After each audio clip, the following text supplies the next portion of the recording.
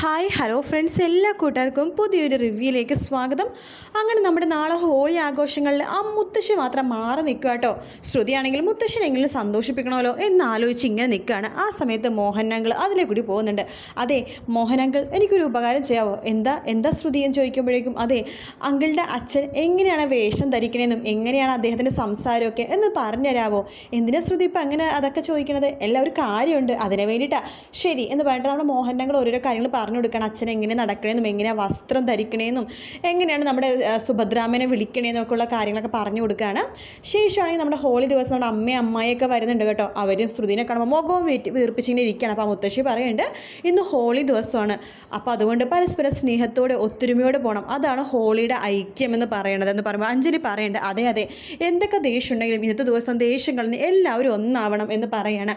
അങ്ങനെ നമ്മുടെ അമ്മക്ക് കുറച്ച് കളർ തേച്ചെടുക്കാൻ പറയുകയാണ് ശ്രുതിയുടെ അടുത്ത്. അങ്ങനെ ശ്രുതി കുറച്ച് കളർ എടുത്തിട്ട് അമ്മയുടെ മുഖത്ത് തേക്കേണ്ട. അമ്മ പെട്ടെന്ന് ആ മനസ്സിൽ ആ വിഷമവും ആ ഒരു സ്നേഹവും ഒക്കെ പെട്ടെന്ന് പൊട്ടിക്കരഞ്ഞിട്ട് കുറച്ച് കളർ എടുത്ത് ശ്രുതിയുടെ മുഖത്തും തേക്കുന്നുണ്ട്.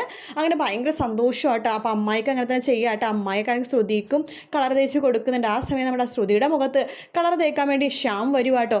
അത് കാണുന്ന അശ്വിൻ ശ്യാമിനെ നോക്കി പിടിപ്പിച്ച് ഓടിച്ചു വിടുവാണ്. മാത്രമല്ല തൻ്റെ ഭാര്യയാണ് ശ്രുതി, താനാണ് ഈ പ്രാവശ്യം കളർ ശ്രുതിക്ക് ആദ്യം തേച്ച് കൊടുക്കണമെന്ന് പറഞ്ഞിട്ട് അശ്വിൻ കുറച്ച് കളർ പൊടി എടുത്ത് ശ്രുതിയുടെ മുഖത്തേക്ക് തേക്കുവാണ്. അപ്പോൾ അഞ്ജലി മുത്തശ്ശിയൊക്കെ പറയുന്നുണ്ട് ശ്രുതി നീയും തേക്ക്, ഇതുവരെ ഹോളി കുഞ്ഞൻ ആഘോഷിച്ചിട്ടേ ഇല്ല, ഈ പ്രാവശ്യം നിങ്ങൾ ഒരുമിച്ച് ആഘോഷിക്കുക എന്ന് പറയാണ്. അങ്ങനെ നമ്മുടെ ശ്രുതിയും കുറച്ച് കളർ എടുത്തിട്ട് നമ്മുടെ അശ്വിൻ്റെ മുഖത്തേക്ക് തേക്കുന്നുണ്ട്. പിന്നെ ഇവിടെ ഡാൻസും പാട്ടും ആഘോഷവും ഒക്കെ തന്നെയാണ് കേട്ടോ.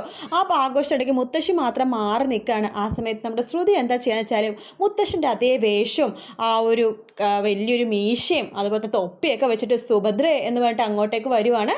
അശ്വിൻ അത് കണ്ടിട്ട് ചിരി വരുവാട്ടോ. അങ്ങനെ എല്ലാവരും ഭയങ്കര സന്തോഷത്തിലാണ്. ശ്രുതി ഒന്നും കൂടി അവരെല്ലാവരും സന്തോഷിപ്പിക്കുന്നുണ്ട്. അങ്ങനെ നല്ല നല്ല ഭാഗമാണ് നാളെ കാണാൻ പോണത്. വീഡിയോ ഇഷ്ടപ്പെട്ടെങ്കിൽ ലൈക്ക് ചെയ്യാം. നാളെ കാണാം. Bye bye.